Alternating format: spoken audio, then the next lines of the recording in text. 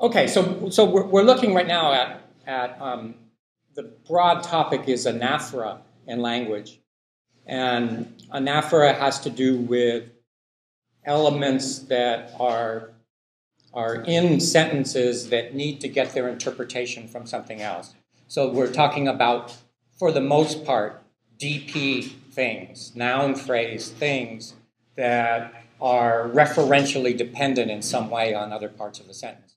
And that actually, from one perspective, that includes both these things with reflexive pronouns and ordinary pronouns, and control, what we've been calling control, where we have this empty pro-subject in certain places, right? That's a kind of anaphoric element.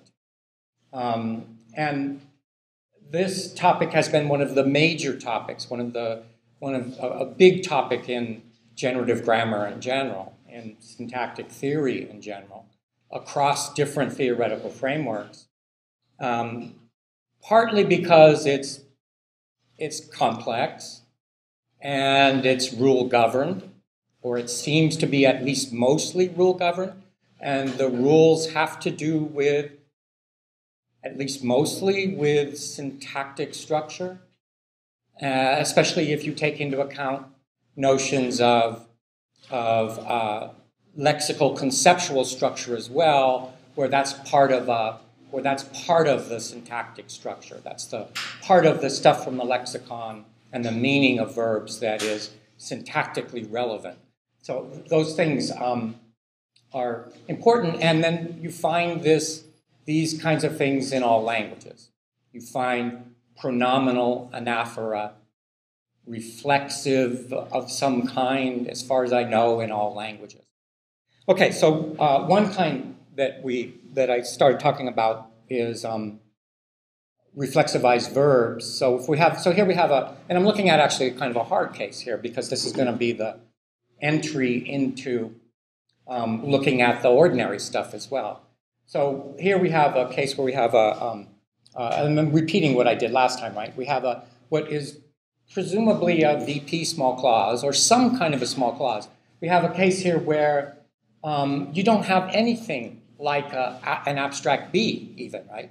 There's no semantic content to that embedded clause there, or that embedded clause-like thing. And it has a verb, and it has a subject, and it can have an object, so it can have clause-like stuff, but it has no to, it has no be, it has no anything, right? All it has is, as far as we can tell, VP structure, but it's got a subject. And then it's complicated by the fact that that subject of the verb die. So we have, and this is the same for both English and Portuguese, by the way, right? The sentence structure would presumably be the same. You could do this in different ways, but there's not much there after C. There's a DP, and then there's the rest of a verb phrase. And given that we've said that verbs project their arguments into the VP slot, there doesn't seem to be any reason to give this any more structure than this. You could, but it's not clear what it would give you. But in any case, there's a sense in which the DP, a guy, feels like it's an object of C, right? In some sense. But at the same time, it doesn't really mean anything other than John saw that a guy died, right? There's no clear meaning beyond that. So we have kind of an interesting situation where you get this DP that's in between two verbs. You don't have the structure of a clause, and then you get it having some kind of an intermediate status between being object-like and being subject-like. Subject with respect to the right. You see that there's a kind of interesting problem there, right? It's clear that a guy is the subject of die semantically, right? It's not clear whether there's anything being said about seeing a guy per se, right? Because if you see a guy die, if you see that event, a guy died, you automatically see the participants in the event, right? So is that a separate thing? You saw a guy and you saw him die, right? So is this like a control thing or not, right? There's all those things are very difficult questions in some sense. But let's assume that we've got this, and there are reasons for doing that. And then we've got, then if that's the case, then the arguments of C are X and Y. X is the subject, John, and the thing seen is a preposition. John died. John to die. But you don't say that. You don't say, John saw a guy to die, or anything like that. And then we've got a lexical conceptual structure for die, and it's clear that a guy is playing the semantic role of the dyer, right? It's very clear that that's the case, right? But is it a trace of guy that's doing that? Or is it, all of those things are questions that need to be asked at some level. Okay, so, and then what the deal is basically is that this thing does in fact behave like as if it were an object of C. That's what the problem is at some level. Because in general, the way this works is if you put reflexive morphology on the verb in that slot there, then it's perfectly fine for this to mean. It's fine to say John, just like in English. In Portuguese, that's okay. And in Portuguese, the constraints are even tighter. You have to be very much part of the same, in general, in the same clause for this to happen. More so than in English. English allows reflexives to have more freedom. Languages that have reflexives that aren't on the verb, where the reflexivization isn't happening to the verb, have more freedom with respect to where you can get the reflexive elements. But even here in this case, we've got this being okay. I mean, it's probably a little bit weird to say stuff like this, but because you wouldn't really ever, that you wouldn't see yourself die, but you could imagine in a dream, you see it and so forth. And then if we look at, we look at a case where we have a different kind of a more complex verb for the lower clause. We can get things like John saw a guy kill, and then we have another slot there. And it's absolutely impossible. There's no way you could even imagine putting in, having a reflexive clause in which the value of the dyer, the one that dies in this structure, be the same as John, right? So it's okay for the killer to be the same as John, but not for the killee. Absolutely, it's never going to happen. In fact, that would be true of English as well, right? You wouldn't put a himself there. We'll come back to that. Okay, so the constraint is that, okay, so what we're working with is we've got a little bit of a problem here, because we're working with the basic idea that when you put one of these reflexive morphemes on the verb in languages like this, and in Portuguese in particular, that the general constraint is that there's an argument that goes missing, and the argument that goes missing must be a co-argument of the subject of the clause, and must get its value from the subject of this clause. So it's always going to be the case that there's something missing if you put the C on the verb, the reflexive morpheme on the verb, and the subject of the clause of the verb on which the C goes will determine the value of that missing DP. But the subject and that missing DP in general must be co-argument. Okay? But now what we're going to do is refine the notion of co-argument such that, so the trick is going to be that John and a guy are co-arguments in this structure, because that's what we need them to be, right? If you're going to use this, there are different ways that theories and versions of this theory have gone about trying to specify the constraints that occur in these kinds of structures. And it's tricky because we know that there are there's some kind of universal regularities about this. And at the same time, there's some kind of differences that occur between languages. So we need to have a theory that captures the universals or captures the things that are regular across languages, but allows for the kinds of variation that we find. And this basic idea that there is some kind of closeness between the elements involved in a reflexivization scenario seems to work best if you have some kind of basic notion that semantic coarguments is the most prevalent thing in this kind of situation and in all kinds of reflexivization scenarios. When you have two things that are semantic coarguments, the subject will be expressed and the other thing will be left off, and that will be a reflexive scenario. So that's the mindset that we're working with. But it turns out that it's very hard to do this just in terms of the notion of semantic coarguments. So we could define semantic coarguments as being arguments of the same predicate in an LCS. Now that could be a little bit tricky, right? But the basic idea, so the LCS is again some kind of schematic meaning that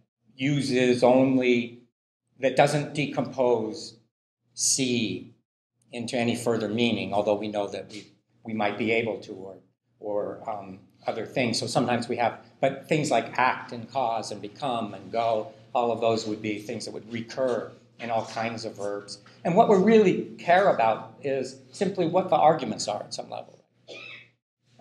So in this kind of scenario, it's clear that a guy and a cat are co-arguments of kill, right? Because kill has to have, a guy or its trace, right? And a cat or its trace are co-arguments, right? Semantic co-arguments because they're in the same LCS, the LCS of kill. Whereas John is clearly not a semantic co-argument. So the notion here is co-argument, right? You are members of the same unit. And the semantic co-argument business is you are members of the same LCS structure for some predicate, right? Where a predicate is kind of hard to define. You can read the textbook and somehow kind of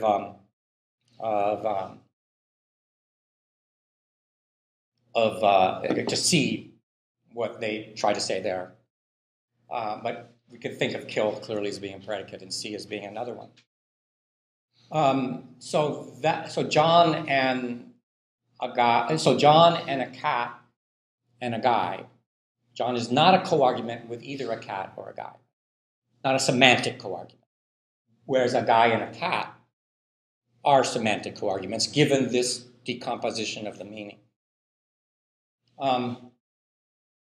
But we have another notion that is syntactic co-argument. So that's the trick, right? That we're going to use this idea of things being, the notion of things being syntactic co-arguments as being different. Now, usually those are going to overlap or they're going to be the same, but not always. So it gets a little bit tricky here. I'm following the textbook here with these notions. So you can go and look the online textbook. And that online textbook is following a particular approach to anaphora across languages. That is not the only one, but it's a fairly popular. So this is a key thing we have to have. So syntactic co-arguments are with respect to. We're always going to, now here we're going to be doing it not with respect to semantic predicates or semantic pieces, but rather with respect to elements in the syntax. We're going to be looking at the tree structure. So this is kind of interesting because we're saying ultimately that both of those things are relevant for reflexive anaphora in language. The syntactic structure can be relevant, and the semantic structure can as well. So syntactic co-arguments then are, we're looking at a head. So we look at the head kill, That's a head in the tree, right? Does it have any syntactic coarguments? Well, yeah. Those things that are specifier in the XP projected by that X, right? So we see, well, and so this whole business where we say that you put your semantic arguments into certain slots in the tree, all of that is very important for making this work out, because this whole system isn't going to make any sense unless you have those constraints firmly in mind, right? But if we have the head kill, it's going to have two things that are within the phrase that it projects. That's what we're looking at, right? Things that are in the complement slot and in the specifier slot. Those things are going to be syntactic coarguments of the same head. So complements and specifiers, right? And then the trick that we're going to use to get John and a guy in this structure to be syntactic coarguments is that we're going to say that also the specifier of the complement of the head, right? No, it's kind of a tricky concept, right? But not really very much, because if you look at the tree, it's as if a guy, and then if you think about the meaning of this and the way you kind of compute it, you do kind of compute it as if a guy were the object of C, right? So there's a way in which that conceptually makes sense, and we're saying, well, yeah, it is. We're going to count those as being, we're going to count that even though it's not a complement of C in this structure, given our definitions of what complements are, we're going to count it as if it were, okay? And then this is a standard maneuver that has been being made ever since the mid-70s or something. Even though at the time that it started first being made, there were lots of objections to it. Okay, so if we look at English, we take John saw himself kill a cat, that's fine, right? That's going to be because, in fact, in this case, John can and must be the antecedent of, if I put a reflexive pronoun in that slot, the only possibility is to interpret it as getting its value from John.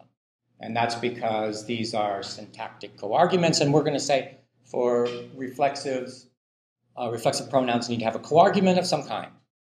A semantic argument will do, or a syntactic coargument will be good enough.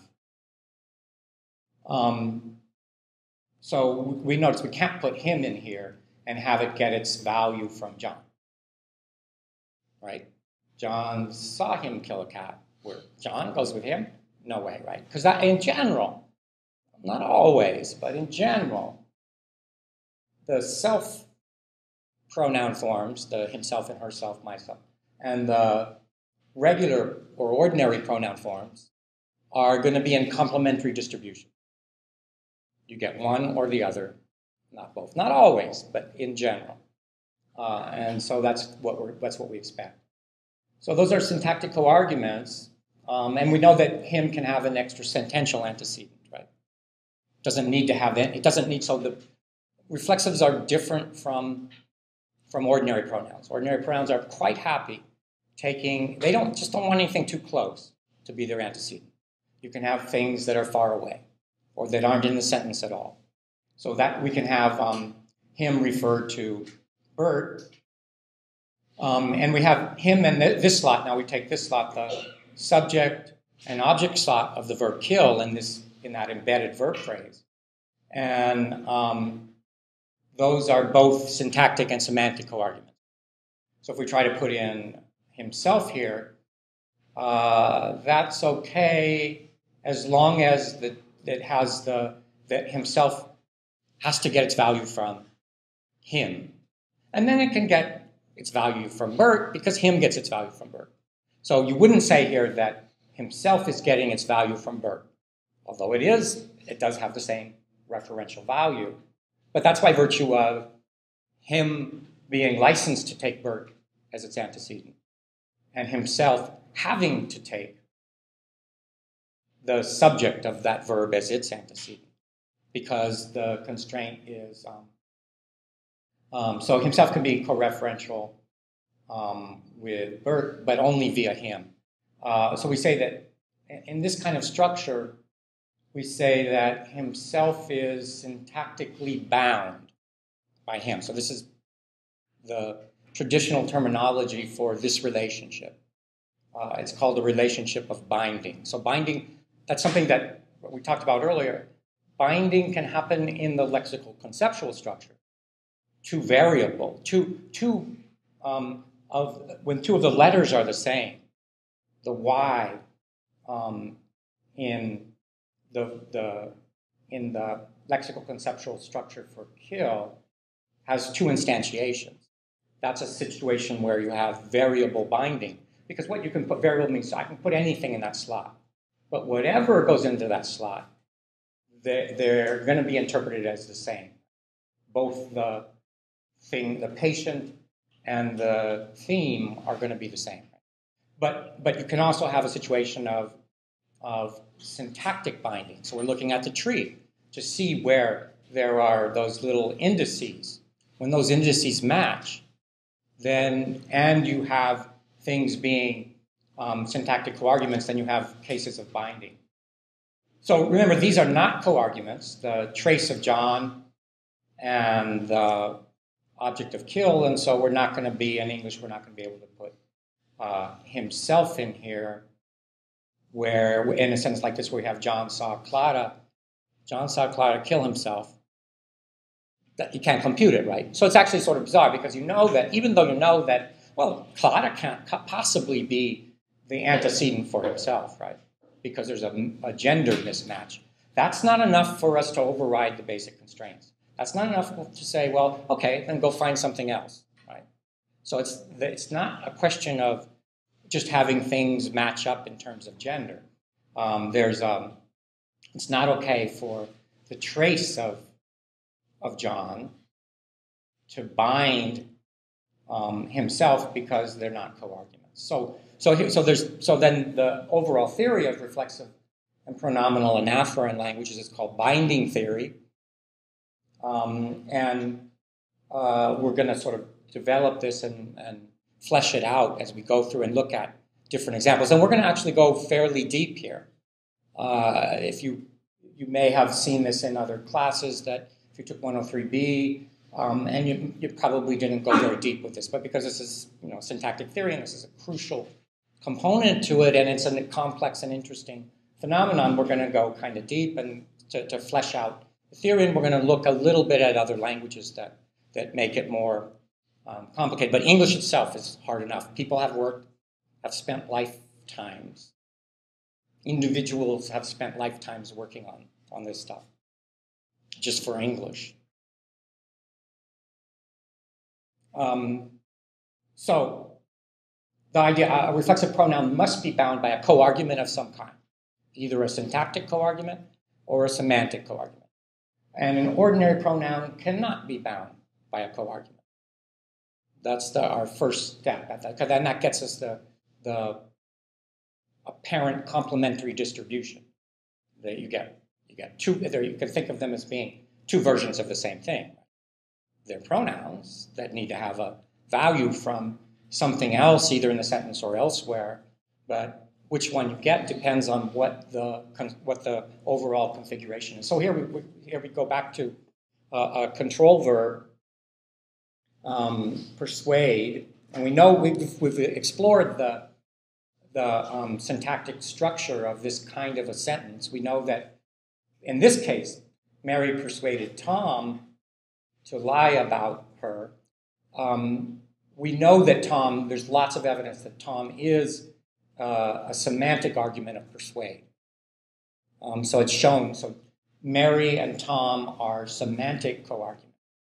And Mary is not a co-argument of any kind with this object position way down in here. We know that lie must have a fairly,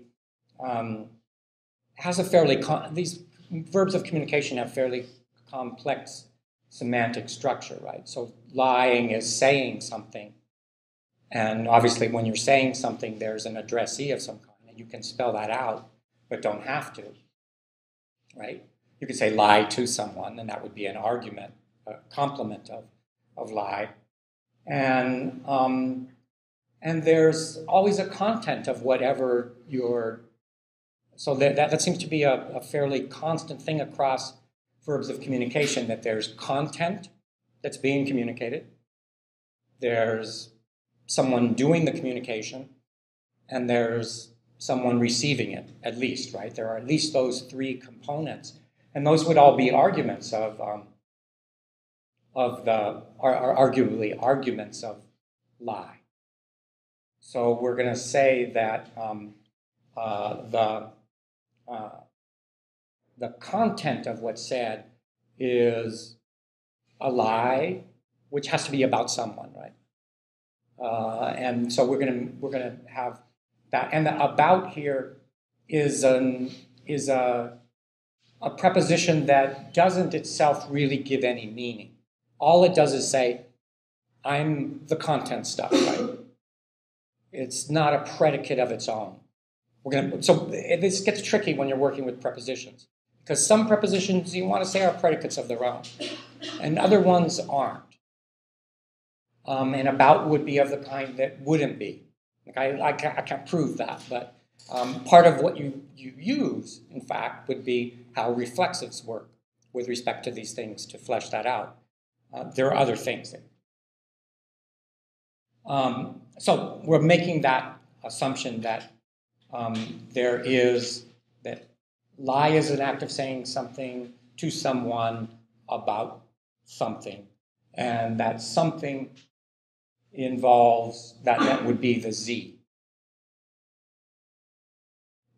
that is instantiated by the DP inside the about thing. Okay, but in any case, it's clear that the subject of this clause is not a co-argument of any kind with the DP instantiated by her, right?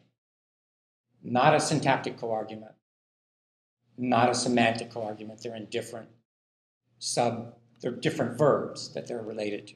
Okay, and then fine, it's fine, okay, right? Because, well, Mary, they're not co-arguments.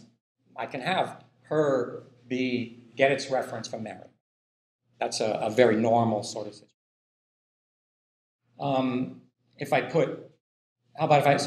Let's try some different things. If I put himself in here, then himself can go with what? Is it okay to go with Tom? Yeah, it's okay to go to Tom, but notice the route by which it's okay. And this is important, right? Because everything that we've done so far adds up to this being okay. And crucially, in this one part of the story in this being okay is that there is a pro, right? There is a missing subject of the embedded clause. And that missing subject of the embedded clause, or the embedded infinitival structure there, is necessarily gets its value from the object of persuade, right? So it is by virtue of the fact that pro and himself are both semantic and syntactic co-argument that it's okay to put himself in, right? Not because Tom is, right? Tom is it's only by virtue of the relationship, the necessary relationship between Tom and pro. Okay. Now, John told me all about myself is okay, right? And that's going to be okay. I mean, it's kind of weird, right? But it's okay, right? It's okay because these are actually semantic, but not really syntactic co-arguments as we've defined them. Because me is a complement of the verb, but myself is not. The complement of the verb is the whole structure all about myself. So in terms of the syntactic structure, so here's why you have both of these notions: semantic coargumenthood and syntactic coargumenthood. We need myself to be in the same, to be a coargument of me, but it's going to be a coargument of me by virtue of the semantic structure. Again, tell, like lie, is a verb of communication, and it's going to have those parts. They're not necessarily expressed syntactically, because we know that arguments of predicates can be left out. You don't have to necessarily put them in the structure. But we want those to be arguments of each other.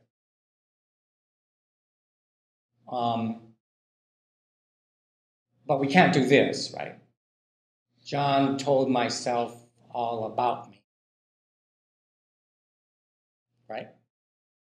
So, and we're saying, so going back, in order to get John told me all about myself, it has to be the case that a reflexive pronoun, unlike, so this is where languages like this that have freestanding reflexive pronouns will often, not always, diverge from the kind of language that has those morphemes on the verb, like Portuguese, that if you have that, it's got to be a subject that's determining the reference of a reflexive element.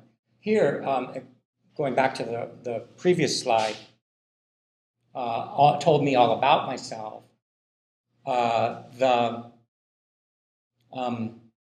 It's not it doesn't have to be a subject. So part of for English, we're going to have an ordinary pronoun, a reflexive pronoun in English, and this will be something that varies across languages. English is actually kind of odd. If you look across the languages of the world, more often than not, you have a constraint that the antecedent of a reflexive pronoun, no matter what kind of an entity it is, has to be a subject. So that's a very common sort of constraint to find in languages. But English doesn't really seem to care about that. But it cares about coargumenthood, right? That's going to be an important thing. So this one is bad because we're going to say that, I don't know. There have been different stories about this, right? So one kind of story is that your antecedent must be more prominent than you in terms of some kind of semantic role hierarchy. That's a possibility, right? It might be right. But another possibility that has been out there for a long time and that seems to work well for English is that a reflexive pronoun must not precede its antecedent. Cannot come in linear precedence before its antecedent. That seems to never happen. I mean, more generally, you can never have a reflexive pronoun in subject position. In fact, you can't ever, right? There is no in the subject position, a reflexive pronoun taking something lower in the clause, not going to happen, right? So that seems like it's a possibility. That could be explained in different ways, but there are cases like these where you could use linear precedence and it seems to work fine. Yeah.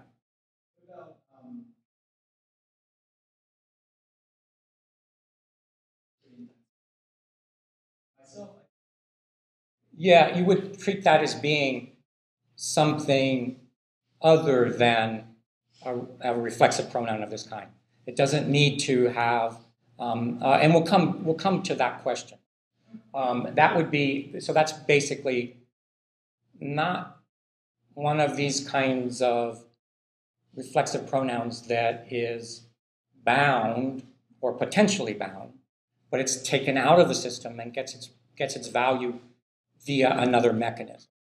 And in that case, it's getting its value from, in one version of the theory, just to let you know how it went, If you go back, there was one version of theory where you would start with underlying structure of every sentence being, I say to you that, and that's all implicit, null. I say to you that, that's the default scenario, right? Myself, I think that, and so forth, right? Where that myself then is getting its value from something higher up in the structure, the I say to you. Or another way of looking at it is that you can do that kind of thing typically with myself. It's very common that way. And that's because in the discourse, there's always a speaker and a hearer. And the speaker always has some kind of prominence. And when you've got a reflexive, it can very easily go with the speaker no matter what, right? Does that make sense? So it's outside of the system that we're talking about right now. Okay. And so think of it as talking about third-person reflexives, because those are more tightly constrained for the most part. Now, I'm going to come back to another construction here that's relevant in terms of what we're looking at. And that was on the homework 4. On homework 4, you had to do this stuff with need. Need would be a verb like or would like. That combination would like or want. It's a subclass of the verbs that are traditionally considered to be raising to object verbs. And maybe C is as well. It's not entirely, that would be another subclass of verbs that have raising to object structure.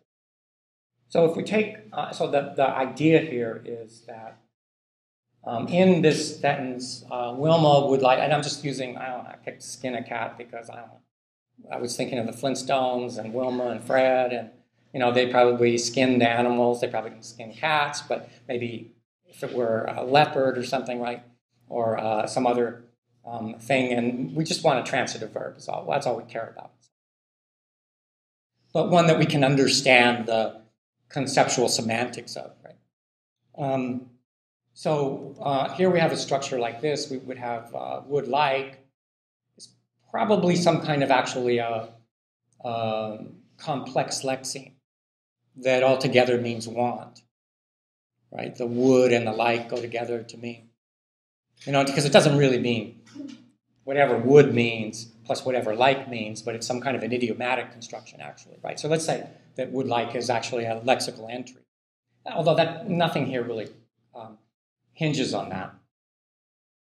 But it would be something like this maybe, right? Like X wants to have Y. That would be the general conceptual structure of that. So that would allow for both things like I would like a camera, which means I want to have a camera, right?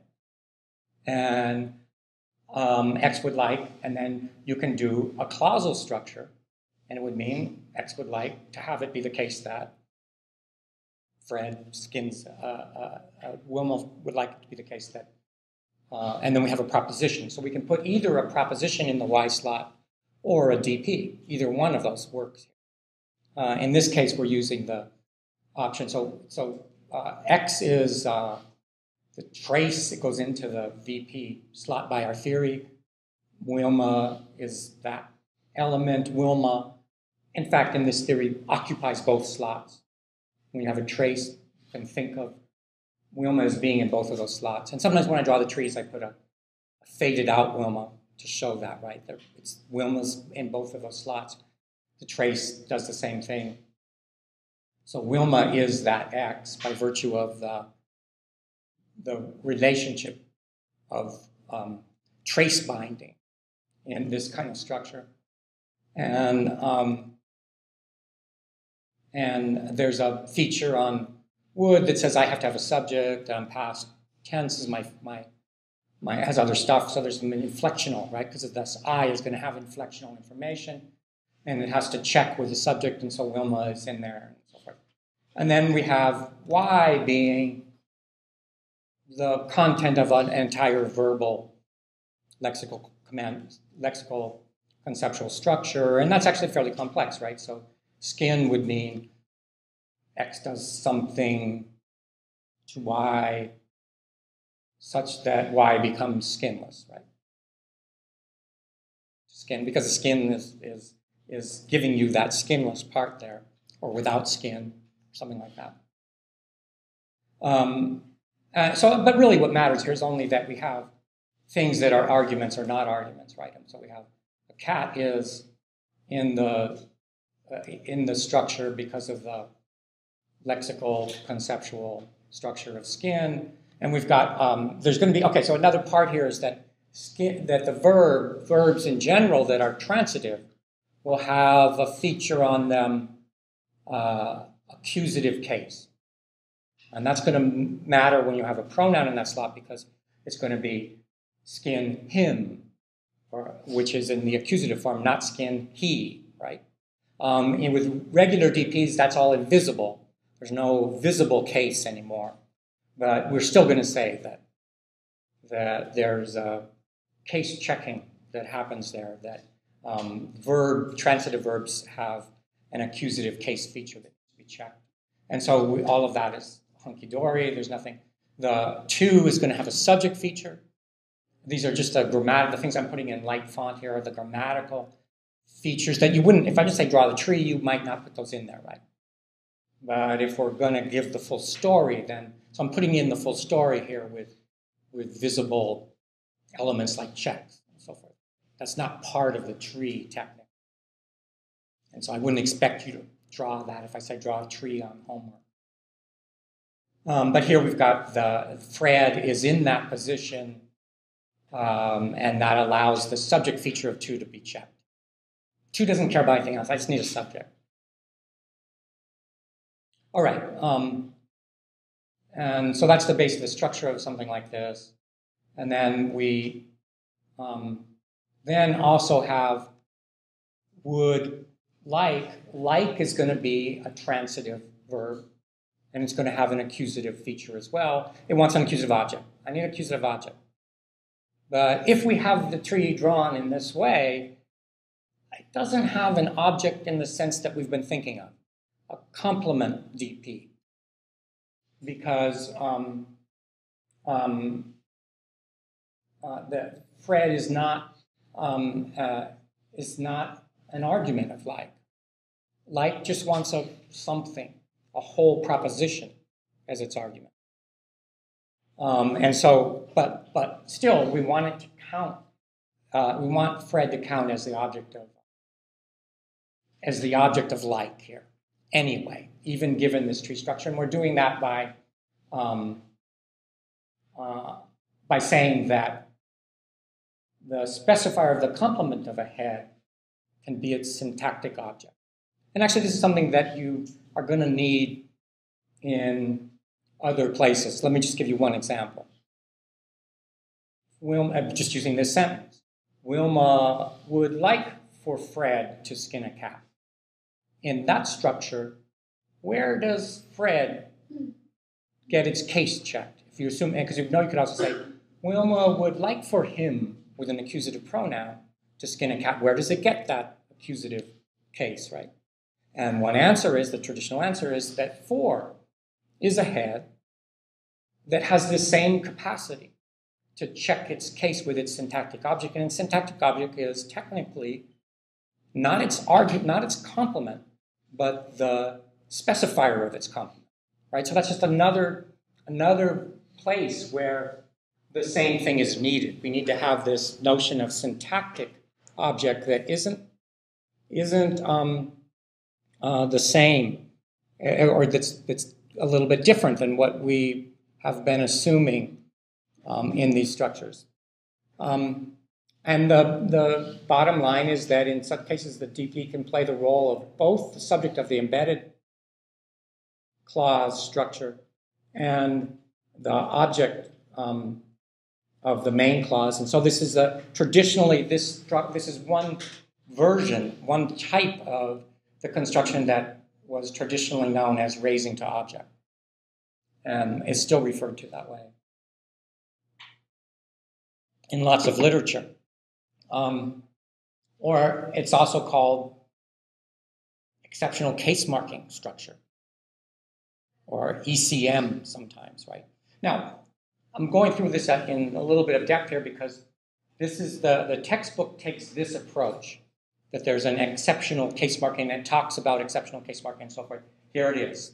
Exceptional case marking is where the case marking isn't with a complement DP, it's between the verb or a preposition and the specifier of its complement. So that's called, it was traditionally called exceptional case marking. The original analysis was that this was raising to object, where the subject of the embedded IP moved, left a trace, right? So it would actually, notice that in this theory of how that would work is that I'm the subject of skin, but I move up into the IP slot, and once I've done that, I'm the I'm the specifier of the complement of a verb, and I'm like its syntactic object. Well, why don't I just be its syntactic object? And you could have it do that by raising to the object position. The textbook doesn't do this. I don't even know if it talks about this, but this is why raising to object is often used in these kinds of situations. In the exceptional case marking analysis, the one that we're going to be following, whether it's right or not, was originally proposed. It was the classic analysis of this construction was raising to object. It was proposed by Chomsky for some crazy reason in the early 1970s, and people ran with it.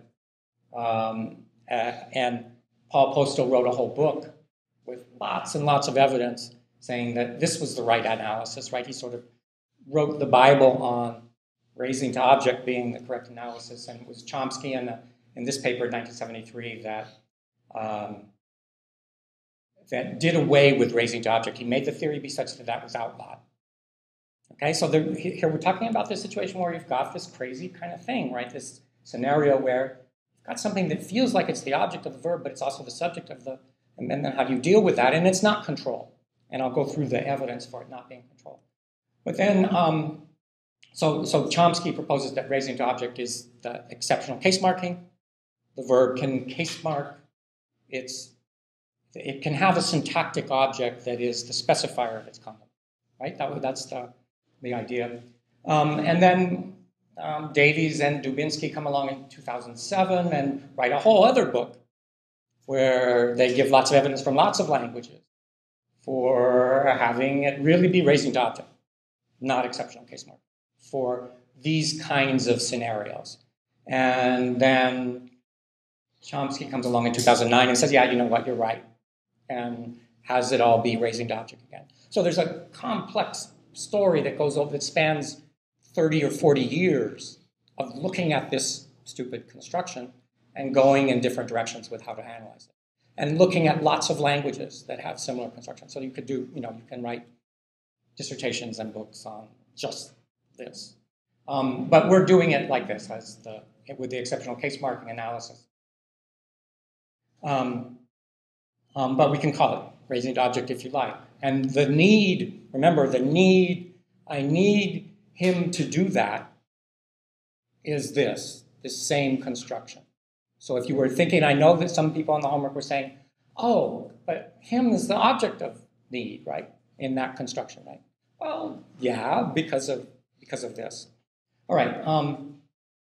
So look at the evidence, right? The evidence is for it to be the evidence is very strong in favor of the thing in the slot that Fred is occupying not being an argument of like. Fred would like there to be more time in the day or Wilma would like there to be more time in the day for Fred to spin cats, or whatever, right? The key thing here is that there is licensed by what? By the to be more time in the day, right? That's a construction that wants there as its subject. And not like doesn't want there as its object, right? If it wanted an object, it would be something with semantic content. And there is just a dummy, right? So the fact that you can have a dummy in this situation was originally an argument that this was raising to object, just like with raising to subject. When you have a there as the subject of seems, there seems to be a lot of time in the day to skin cats, right? There seems, what's there doing in the subject of seems slot? It raised, right? So this would be either raising to object or exceptional case marking. This would be the evidence for that, right? Or one piece of evidence. And then you look at all the evidence, right? Well, would we predict that you can get other dummy subjects there, and you can. One would like it to rain more often. One would like it to be the case that it rained more here. That it to be the case comes from be the case. That, right? It's a dummy it there. That's. Wilma would like the cat to be skinned by Fred. Means the same thing. So this little squiggly equals means, as far as we can tell, the same thing, right? There's some kind of shift in focus, but they're truth conditionally equivalent. Wanting a cat to be skinned by Fred isn't anything different than wanting Fred to skin the cat. So we've got the situation where it's not control, right? Wilma would like both of them to skin a cat. Wilma would like them to both skin a cat. Like them to both skin a cat. Would like them both to skin a cat. It's better with both to skin a cat, isn't it? But I think it's okay to do that. But they mean the same thing, right? You don't get a shift of meaning. And so that's like you would get with. So it's as if the DP in question is this subject of the embedded clause, right? But it's the object of the main clause with respect to the case form. Would like him to skin more cat.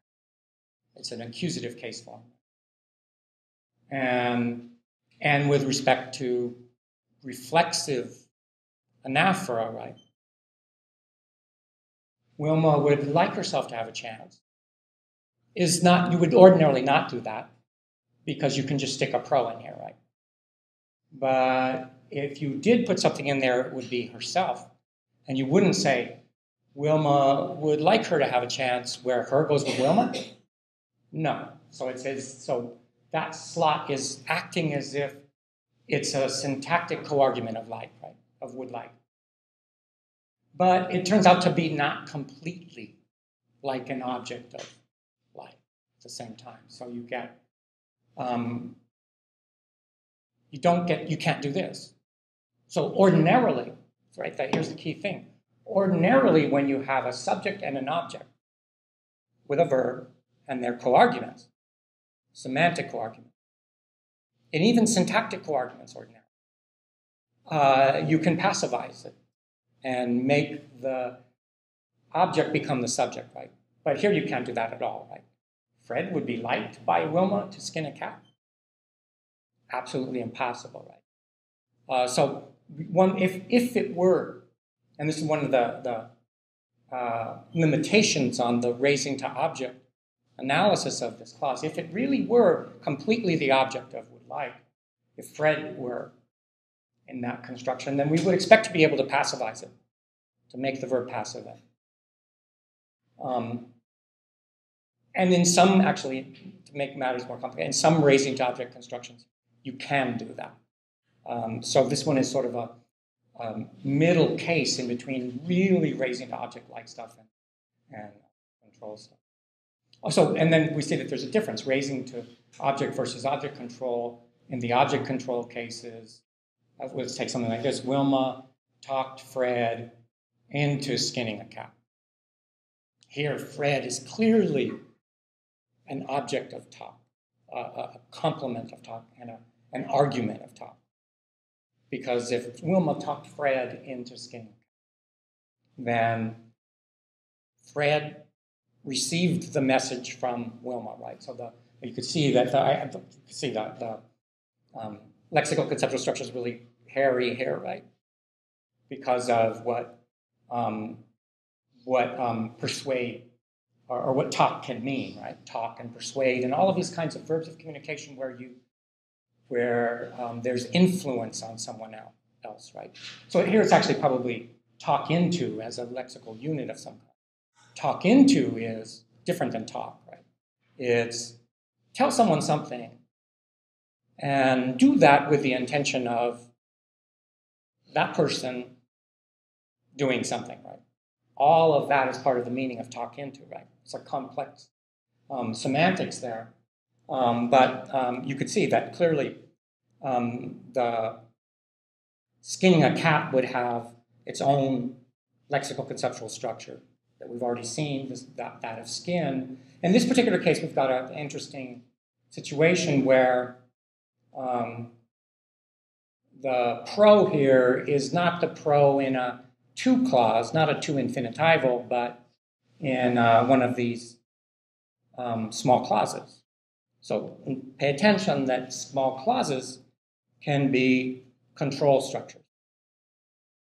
Because here we know that Fred is not coming out of, it's not even though it's interpreted, Fred has to be interpreted here as being the skinner of the cat, right? If I say we're going to talk Fred into skinning a cat, then Fred must have skinned a cat, right? And so Fred is the skinner, but is also is that way by virtue of the control relationship. So it's a fairly hairy construction here, but notice what happens. Wilma tucked there into being more time in the day for Fred. Absolutely impossible, right? Why is that? Because there would have to have been licensed in the embedded clause and could not possibly be interpreted as the receiver of the communication. Wilma tucked someone into something, then Wilma had to say something to that person or thing, and there had to be some understanding such that there was persuasion, right? There, it's a dummy pronoun of some kind, then I can't possibly be tucked into anything. Wilma tucked it into raining more often. Actually, this one's probably not as bad, but it's still pretty weird, right? Because it doesn't refer to anything that can receive.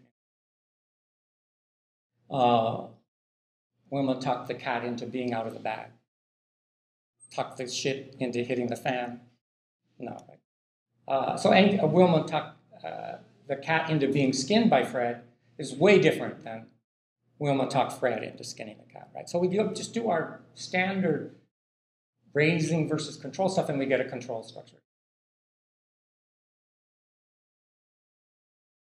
Where we get a different, again, there's a different meaning here. We can do it in both ways, but you get a different meaning with the both cases, right? And it behaves like a DP, that Fred thing behaves like a, so we've got all of these things. Are you an object of the main verb? Are you the subject of the embedded clause? And all of that, right? And everything says that this DP is the object of the main verb. When one tucked him into skinning the cat, with accusative case, right, that's fine. Wilma tucked herself into skinning the cat, fine, right? Wilma tucked her into skinning the cat. Wilma tucked her. Where her refers to Wilma. No, absolutely not. And also, Fred was tucked into skinning the cat is fine. So you can passivize it. You could do everything about it is object-like, and the semantics of this thing suggests that it must be controlled. Okay, so we've got at the same time, that pro there acts like the subject of a small clause. So it's as if Fred is the subject of skinning the cat, but only, like we saw before, by virtue of its relationship with pro. The only possible interpretation of this is that the agent of skin is Fred, right? And the theory accounts for that by having it be pro.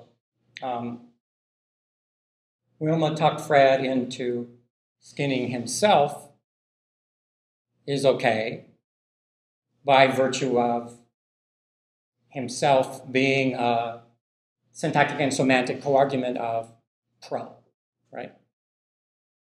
So all of the whole piece, everything about this works out based on all of the pieces that we've built up. put pro in there for a reason, to be able to account for, right, envisioning the need to account for the anaphora phenomena and the while at the same time having Fred be the object. And in this case, actually, that Fred is the object of talk. What's beautiful about this, in a way, right, is that there's no way Fred could be interpreted as being the subject of skinning a cat, because into gets in the way, right? Into says, I'm a PP, and I don't have any Fred there, right? So the neat thing about this construction is that, unlike the ordinary control construction where there's really nothing in the way, right? Where you have the Fred is, if you said Wilma persuaded Fred to skin a cat, right? Then Fred is in this position where it's right where the subject of a to infinitive would be, and it's right in the place where the subject of an object thing would be, right? But in this case, it ain't there at all, right? Fred is clearly in the object position of the verb. Okay, so it's kind of interesting the stuff that you can do. So let's go back. Wilma would like Fred to skin a cat. We have binding theory. The semantic arguments of ahead are the phrases expressing the variables in the LCS event. So we've got, in this case, x and y. Whatever x and y are instantiated as will be semantic coargument. And so, therefore, Fred and a cat are semantic coarguments, right?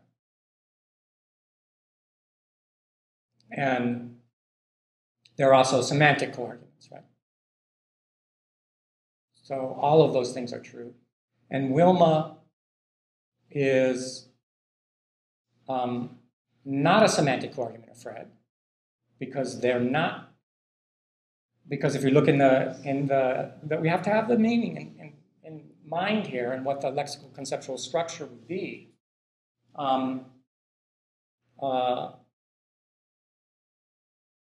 Wilma and Fred are not semantic coarguments. Fred comes from skin, part of the argument structure of skin. Wilma only is the subject of would like, and Fred is not the object of would like. But then we have the syntactic arguments, and we've got this one. That one is the specifier in the VP projected by like, right? And this one is the specifier of the complement. And so, therefore, those are syntactic coarguments, right? So, Wilma and Fred are syntactic coarguments. So, therefore, we predict things about how the reflexives and pronouns will work, and they're all going to work out fine.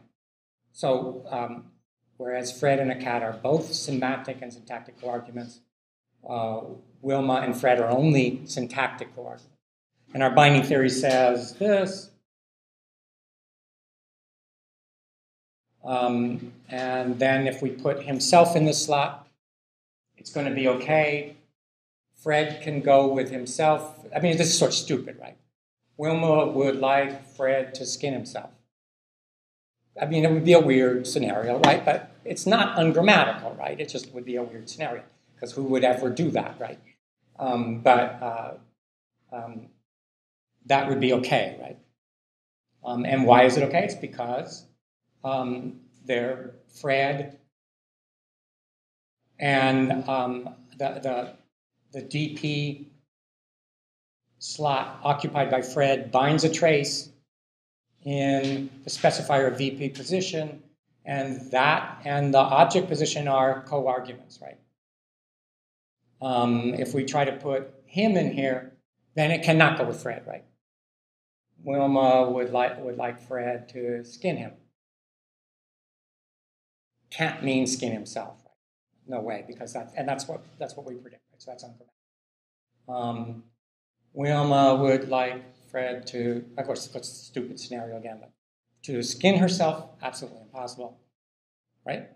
cannot go with Wilma because why? Well, those positions are not positions, the things that occupy those positions are neither semantic nor syntactic coarguments. We predict that you should be able to put her, right? Wilma would like Fred to. We could put kiss in here. Wilma would like Fred to kiss her. That's fine. Right? Yeah.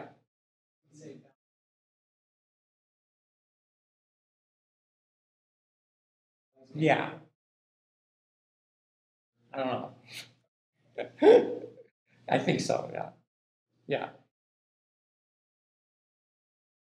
I think that's what we need. Yeah, you need both.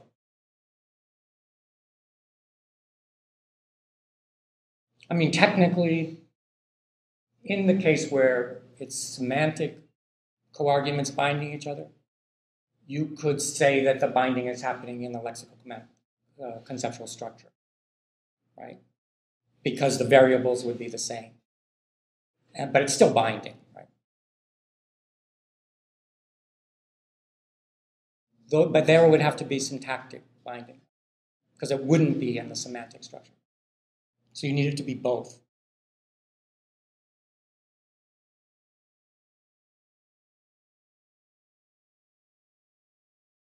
They're by the way we've worked this out, they're not semantic coarguments. So I think we're going to do that one next. Wilma would like her to skin a cat where Wilma is going with her? No, absolutely impossible. But that's what we predict because an ordinary pronoun cannot be bound by a coargument. Cannot be in a situation of getting its reference from something that is a coargument of any kind. And here they would be syntactic coarguments by the definitions that we've given.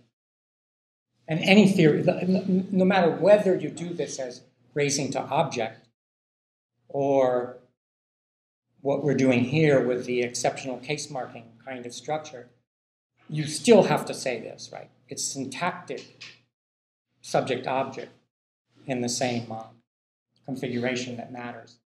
In the early days of this whole of the whole story about these things, people tried to do it in terms of clauses. So if you were in the same clause, then you could be a reflexive pronoun. And so in that theory, in that original transformational grammar theory, they had all kinds of transformations. Everything was a clause, basically. And so all these things that we're saying are small clauses were clauses, right? And they had all of the stuff, and then you just deleted it all, and you turned it into a small clause, essentially, right? And there was raising to object. So that when you had, and that the evidence for there being raising to object, the primary evidence was that you could do things like, did we do the herself here yet? Herself is fine there, right? So if you're looking at it from that perspective, you're saying, oh, I know if I'm a pronoun, my antecedent has to be in the same clause. It cannot be in the same clause. Where the same clause is, look up the tree and find the first IP node over you, which would have been an S node. Or, so if I'm a pronoun, no, I cannot have my antecedent in that domain. If I'm a reflexive, then I must have my antecedent in that clause domain. We're spinning out a different story here because of a recognition of the fact that across languages you have to take account of the semantic coargument thing. And we gave up a lot of that stuff from early transformational grammar where everything was a clause. Everything was a clause. There were all kinds of clauses and all kinds of deletion of structure. We're still doing magic of various kinds, right? But having things move around and all that kind of stuff, but we're doing, to some extent, less of it. Okay, so we've got a story for all of the things that basically happen, right? We can also have just a pro here, right? Wilma would like to skin a cat, or Wilma would like to kiss Fred, or Wilma would like to go to the movies, right? Where we have nothing at all in that slot, but when we do that, we have that as necessarily being interpreted as co-referential with Wilma, right? There's no other possibility. So we have control theory, which is in some sense a sub-theory of binding theory, because it's a kind of anaphora. The subject of a non-finite complement of a verb of emotion, I should say the emotion or cognition, can ordinarily be pro. That's just the way it is. In which case, its antecedent is the subject of it, or the specifier of that VP. That's possibly a universal of language. There might be some languages that, there might be some languages that don't allow you to have pro here. But if a language allows a slot to be empty with this kind of verb, and most do, then it will necessarily be subject to this. This would be something very close to a universal grammar thing.